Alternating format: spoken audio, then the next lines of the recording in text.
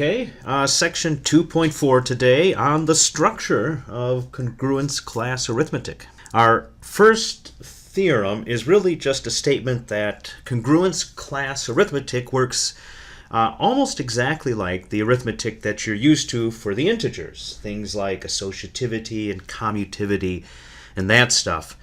I'm going to write it all down here in a second.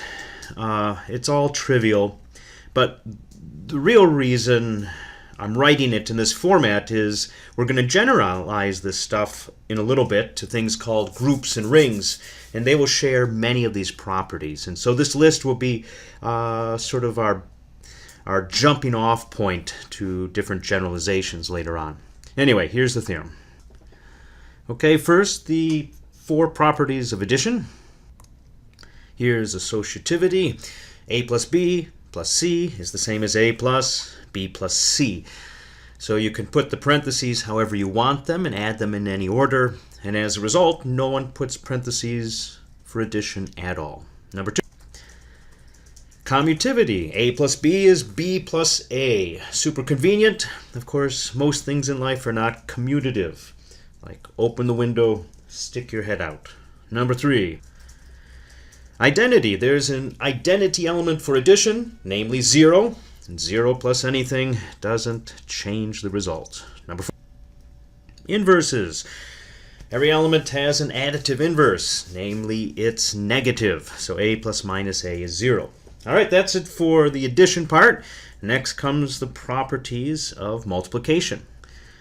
Associativity is the first, just like addition, but multiplication. Number two.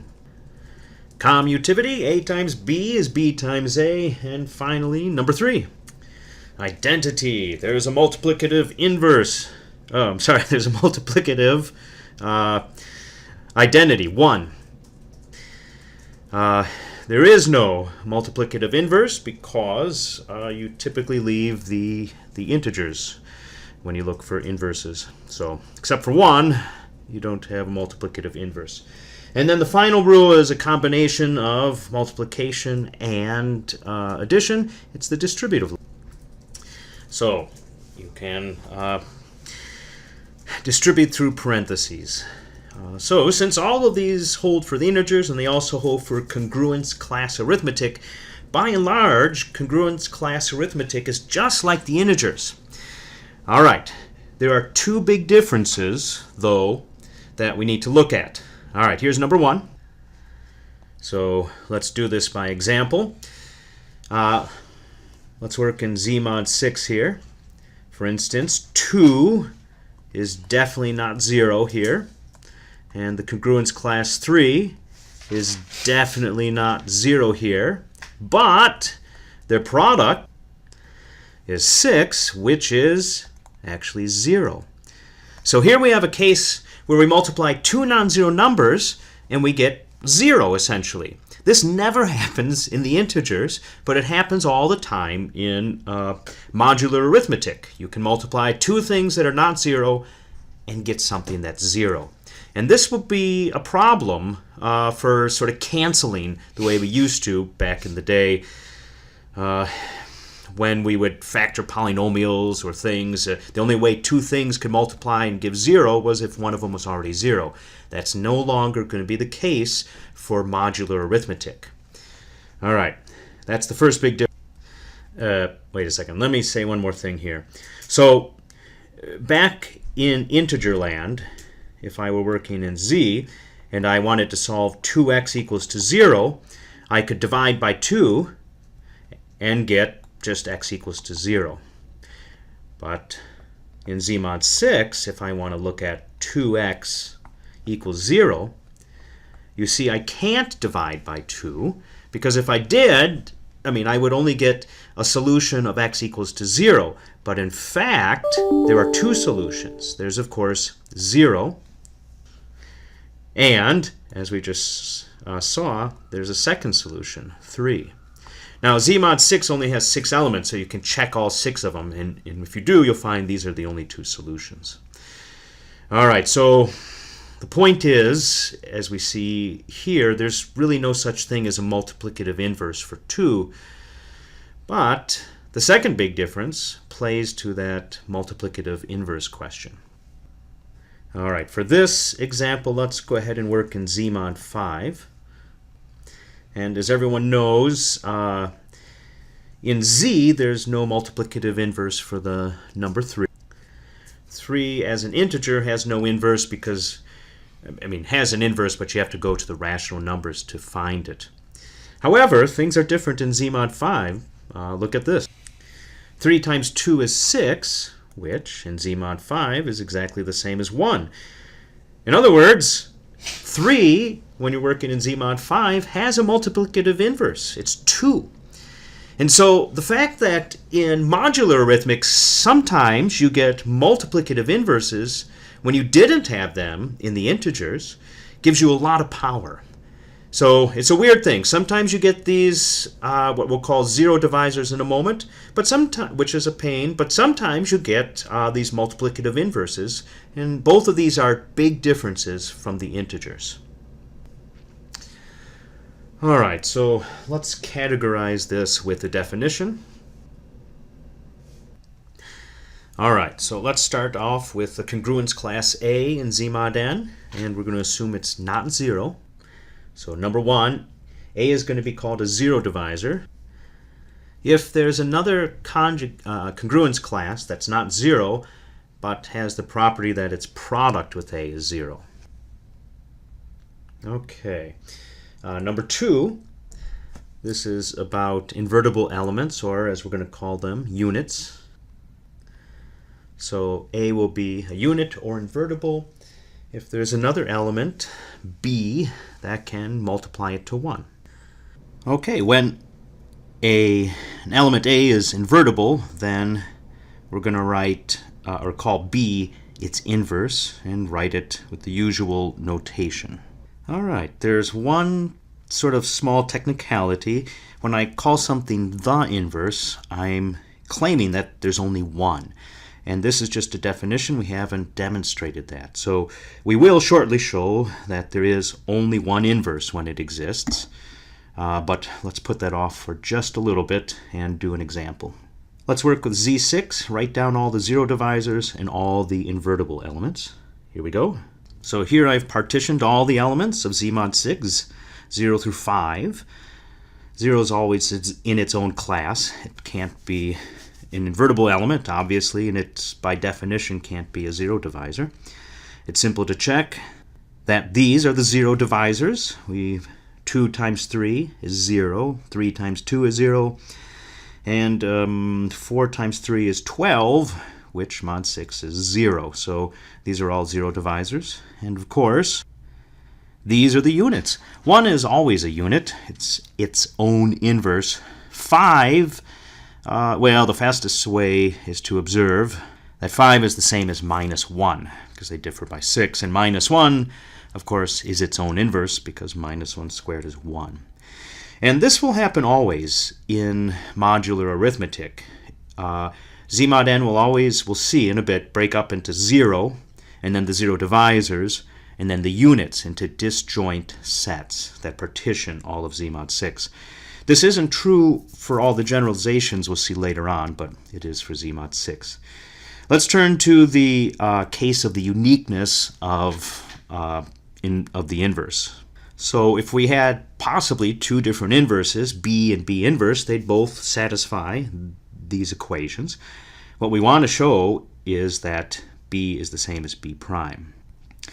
The trick here, and this works in all these generalizations like this, is to start with B, multiply 1, and then just kind of follow your nose. So I've multiplied by 1. Of course, that doesn't change anything. But then I can use this equation here to substitute for the 1. I get this, and then I look at the B times A and use this equation to change that to a 1. So 1 times B prime, and then the 1 doesn't change anything. So we get B is equal to B prime, and we've got inverses when they exist are unique. Huh, I see I've been talking about units this whole time. I didn't even define them. So let's go back to our definition and fix that problem. So the invertible elements, oh, I guess I did define units. All right, so I did define units, but I didn't define the collection. So here's the notation. We're going to write U sub n, U for units, for the set of invertible elements, that is the units. And looking up at our example in Z mod 6, these guys right here, of course, will form U6. There'll be 2 elements in that. Okay, what we need next is a way to figure out when a class is either 0 or a 0 divisor or a unit. And we're going to prove a theorem here in a second that does that by using the greatest common divisor. Okay, there will be 3 parts. Number 1, the conjugacy or the congruence class of A is the same as the 0 congruence class exactly when the greatest common divisor of A and n is n. In other words, when it's as large as it can be. The greatest common divisor of anything with n, the biggest it can be is n. Number 2, A is a 0 divisor exactly when the greatest common divisor of an is neither maximal nor minimal. The minimal number is 1, the maximal is n, and anything in between there is a 0 divisor. Number 3 is the last case. A is a unit exactly when it's as the greatest common divisor of A and n is as small as it can be, 1. And so as you see, the greatest common divisor tells you how to partition 0 or 0 divisor or unit. Okay, let's go ahead and start this proof. Okay, number 1, when is A equal to 0? By definition, this happens when n divides the difference, so exactly when n divides A. And saying n divides A is, of course, exactly the same as saying the greatest common divisor of n and A is n. All right, that takes care of part 1. So this is the case when A is equal to 0 as congruence classes. So we're going to do part 2 and 3 kind of in tandem. And let me start with this introductory remark, which says that we're only going to consider now from now on out the cases when A is not 0, since we've already dealt with that case. A being 0, of course, can't be a unit, because you can't multiply it by anything you get 1, because you always get 0. And it can't be a 0 divisor by definition, because we've excluded that. First of all, using part 1, A being not 0 is the same thing as saying that the greatest divisor can't be n. But since n is as large as it can be, it's equivalent to write strictly less than. Okay, now I want to factor out the greatest common divisor here. So let me call it something. I'll call it D. And now we're going to factor out D from A and n. So those quotients we'll call A1 and N1. Rewriting our assumptions for this, we're assuming that the greatest common divisor is strictly less than n. But I can rephrase that with this equation as a condition on n1. Saying D can't be n means that by this equation here, that n1 has to be strictly bigger than 1. So we can change the D inequality to the corresponding inequality for n1. Either way. Okay, what I'm going to really do is make a comment that will prove the right to left direction for 2 and the right to left direction for 3. So here we go. Now the assumption is that D is in between 1 and n strictly. Since we're already assuming that it's strictly less than n, then I'm really just assuming that D is strictly bigger than 1 here. Well, if D is strictly bigger than 1, the analogous equation on the n side is that n1 is strictly less than n. And by part 1, that tells us that n1 cannot be 0. I need to know it's not 0 because I'm going to show that something's a 0 divisor here. Okay. The trick is to multiply A by n1. So by definition, A times n1 is just an1. It's congruence class. And then I'm going to use this equation up here to substitute in for the A, see what we get. And so we've got D, A1, N1. But then these two guys here, the D and the N1, by this equation again, combine to give an N. So that's NA1, which we break up as N times A1, but that's 0 times a1, which is 0. So this means if d is bigger than 1, we found something that multiplies against a and gives us 0, and that itself is not 0, the n1. And so that means that a is a 0 divisor. Okay, so d bigger than 1 gives us a 0 divisor, and that's enough to go backwards, right to left in the 2. All right, same thing with 3, right to left. All right, so the assumption is d is equal to 1. Remember, d was the greatest common divisor of a and n, and that means we can use the theorem that greatest common divisors are linear combinations and write that out. So there's an x and a y, so that ax plus by is equal to 1. Not b. I have to change that to an n. All right, there's the b. Ax plus, dang it. It should not be a b, it should be an n. Let's try that one more time. There we go. Ax plus ny equals 1. Okay, so the point here is, remember, n, when we go to congruence classes, is 0. So you can see, we essentially found an inverse for a. So let's write that out. So a times x, of course, by definition, is ax. But ax we can solve with this equation. It's 1 minus ny, and then just break this up like this, and observe that the n is 0, which kills the y. So that we get 1, and that means x is the inverse of a, which means a is a unit. All right, so now we have right to left, that if d is 1, a is a unit. If it's bigger than 1, it's a 0 divisor, all assuming a is not 0. Now, left to right for both 2 and 3 are going to come down to the same result. Here we go. I'll start 2 and 3, and then you'll see we get to the same place and show how to end it. So we're going to argue by contradiction. So we're going to assume a is a 0 divisor, but that d is not strictly bigger than 1, which only leaves the only other possibility is that d is equal to 1. And as we've seen, d equals to 1 means that a is a unit. Okay, we're not going to finish 2. We're just going to stop here. If, arguing by contradiction, if it was a 0 divisor, but d wasn't 1, then it would be a 0 divisor and a unit. We'll see in the end that that can't happen. Let's jump to 3. So 3, we start with that a is a unit, but assume we don't get the result we want. Namely, we wanted to get d is equal to 1, so if that didn't happen, that meant d was bigger than 1. As we've seen, d bigger than 1, that means that a is actually a 0 divisor. All right, in either case, with 2 or 3, arguing by contradiction, we end up at a place where we have some element a that is both a 0 divisor and a unit. So if we can just show that's impossible, that will give us our contradiction and finish the proof. Here's why. If a were a 0 divisor, then we could find something non-zero that multiplied it to 0. And the key, again, is that this x that multiplies a to 0 can't itself be 0. On the other hand, if it's a unit, then a inverse exists. So multiply by a inverse on both sides. But a inverse times a, that's 1. And then 1 times x, of course, is just x.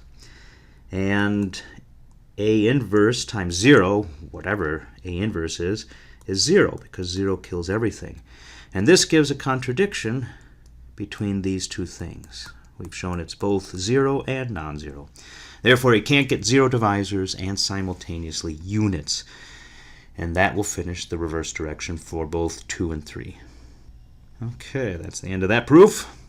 All right, now we're going to look at how to count how many solutions you have to linear equations in Z mod n. Here's the theorem. Let's see. Oh, no. Before I count how many solutions you have to linear equations, I'm going to throw in some facts about UN, the set of units that we're going to use a lot. So here's the theorem on units. First is a condition on when you're in a unit. It's equivalent to the one we just worked with. We just showed that a is a unit when the greatest common divisor of a and n is 1. Here's a different way to look at it. All right, a is a unit if and only if for every b, the equation ax equals b has a unique solution in Z mod n. All right, when p is a positive prime, then the units, u sub p, everything except for 0, of course. So that backward slash means everything, throw away 0. All right, let's turn to the proof here. Start with number 1, of course. Let's go to the right first. So we assume A is a unit. We want to show we can solve this equation and show that there's only one solution. So it's that uniqueness part that's crucial. So A inverse exists. First of all, AX equals to B definitely has a solution because here it is.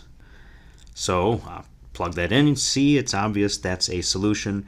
Now we want to show that it's the only one. So suppose we have some x, possibly a different x, and that AX equals B. Well, if AX equals B, multiply by A inverse on both sides. So A inverse on both sides. And from that, we can cancel the A inverses, and we see that x is A inverse. In other words, if we had any solution, it was the one we already had, so the solutions are unique. Okay, let's go backwards.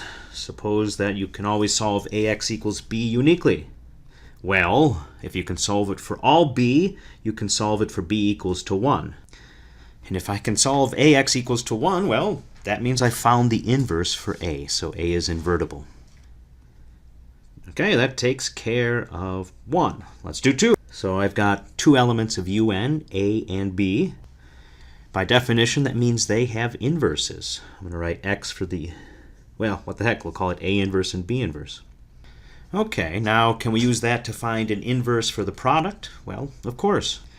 I claim the inverse is B inverse A inverse, and that's because the B times B inverse gives you a 1, and then the 1 goes away, and then the A and the A inverse give you a 1.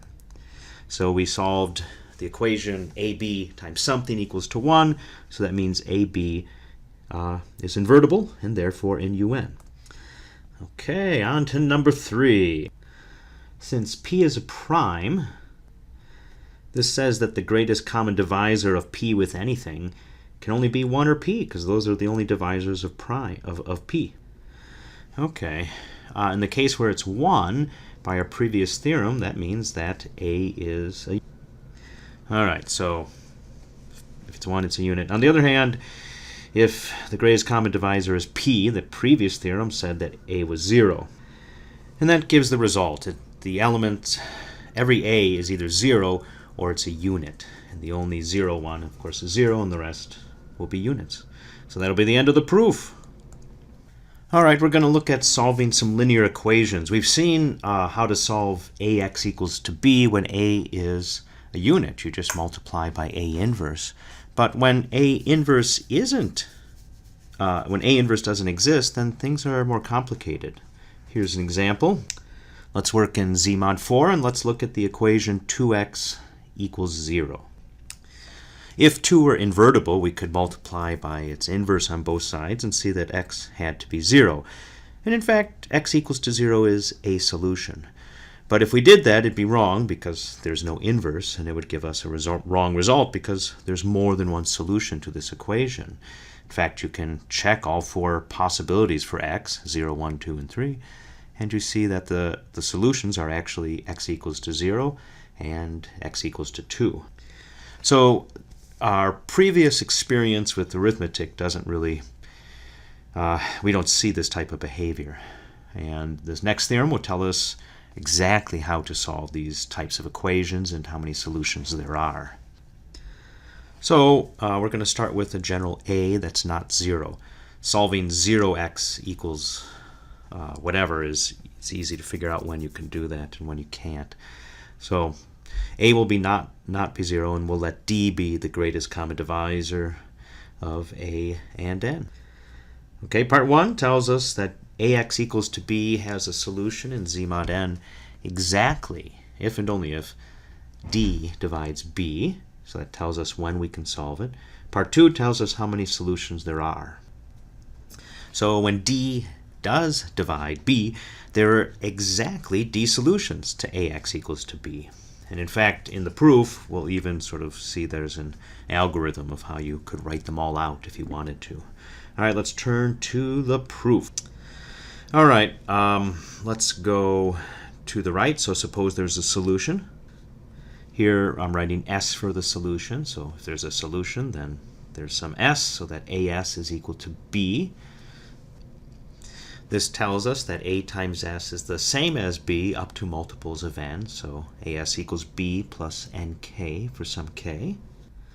Since A is divisible by D and n is divisible by D, so D divides this part and D divides this part, that means D divides B as well.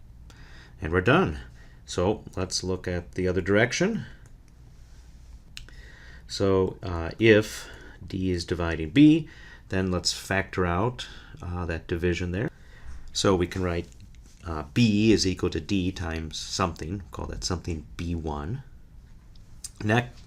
Next we use the linear combination trick to write D as a linear combination of A and N. At this point, we can just multiply this equation by B1, and we'll get back to B. So multiply by B1, and this part here was exactly B, and so now B is A times something up to multiples of n. And since multiples of n are 0, when you look at congruence classes, that says B is A times xB1, and therefore we showed we could solve the equation A times something is equal to B1. So that's the end of part 1. Okay, let's go on to 2. So in this case, we're assuming D is already dividing B, which means we have at least one solution. So let's write S naught for that one fixed solution. Part 1 actually told us how to construct S naught. We wrote down one, and that was the x times B1, but who cares? Just grab a solution. Since D divides B, we know there's one. What we're interested in finding out is how many other different solutions there are now. So in element S, in Zn, we'll solve Ax equals to B exactly when As is the same as B up to a multiple of n. We wrote that as nk for some k. All right, now we're going to factor out the D from the A and the N and see what's left. We can do this, of course, because D is the common divisor. And if we use these two equations, here and here, coupled with this one, and plug them in where the N and the A appear, we get this. And then we can divide out by the D's. There, now it's gone. This is equivalent to a congruence relation, but now with a different modulus, with modulus n1 instead of n. These brackets here are with respect to the congruence class with respect to n1. Let me add subscripts on each of them so that we can kind of keep them straight from the original mod n stuff. And anyway, let me kind of summarize that we have so far. So As equals B in Z mod n is the same as if you do congruences mod n1 with A1 S equals to B. All right, so we have these equations here, and the left side was the original equation we wanted to solve, and the right side's the new one, but the right side is easier to solve because A1 and N1 don't have any common divisors left except for one, because we divided them all out. The theorem we just proved shows that in Z mod N1 there's a unique solution to this equation. All right, so there's a unique solution solving star, the right-hand side, but we already knew one solution. It was S naught. And since there's only one in Z mod N, then S is a solution if and only if it's equal to the original S naught as an element of Z mod N. All right, so the original solution is S naught. Solve the original equation, so it solves star. And since there's only one solution, that's any other solution S has to be this one. All right, let's go ahead and write out kind of what we mean here. So S solves As equals to B in Z mod N. That's if and only if S as an element of Z mod N1 solves the A1S equals B1 in Z mod N1. And now we've seen this gives us the following. right? This equation here on the right in z mod n1, there's only one solution. It's s naught, so s solves it if and only if it's s naught as an element of s of n1. Okay, saying there's the same elements in z mod n1 just means s is the same as s naught plus a multiple m times n1 for any m. That'll give us a solution. So for any m, when we look at that equivalence class, then we get a solution to that original equation. However, some m's may generate the same congruence class, so we need to figure out when that happens. So the general solution to as equals to b is s is equal to the equivalence class, the congruence class of s naught plus n1m. But the question is, how many of these are different? All right, how many are distinct? So that means we need to find out when two of them are the same. So a choice with m and a choice with n prime will be the same exactly when their difference is divisible by n. That means, but remember that n was itself n1 times d. So dividing out by the n1s there, that's the same as saying d divides m minus m prime. But that's the same as saying m and m prime are the same elements in z mod d. So different choices of m give different answers exactly when the m's are different congruence classes in z mod d. And so, since there are exactly d elements in z mod d, we get d different choices for s naught plus n1 m's. All right, so d elements of z mod d says that there are actually d distinct solutions to the original equation, and that'll be the end of the proof. Okay, the only thing left now is just a little bit of notation. That's essentially in multiplicative notation, it's exponential notation, and additive notation, it's multiplicative notation. So here we go. We'll let a to the k just be what you think it means. A times a times a total of k times, and if you combine those with the definition of multiplication, that's just the equivalence class, the congruence class of a to the k. Now, that's only when k is actually a natural number, like 2 or 3. We're going to only be able to define negative numbers, which has to do with inverses in the exponential, when a is a unit. So when a is a unit, a inverse makes sense, and if you multiply k of them together, that's the definition of a to the minus k. And then it's an easy theorem to check that that's actually the same as a to the k inverse. I'll leave that to you. And also in this case, when a is a unit, we'll define a to the 0 as 1. All right, with these definitions, you get the standard exponential laws that you'd expect. I'm just going to write them in summary notation here. For non-units, you only get it for the natural numbers, but if they're units, then you can get it for any of the integers as well. First of all, exponents when you multiply them add. Exponents when you do successive exponentiation, it multiplies. And because of commutativity, if you exponentiate the product of two things, you could exponentiate them first and then multiply. Okay, so that's it for this section.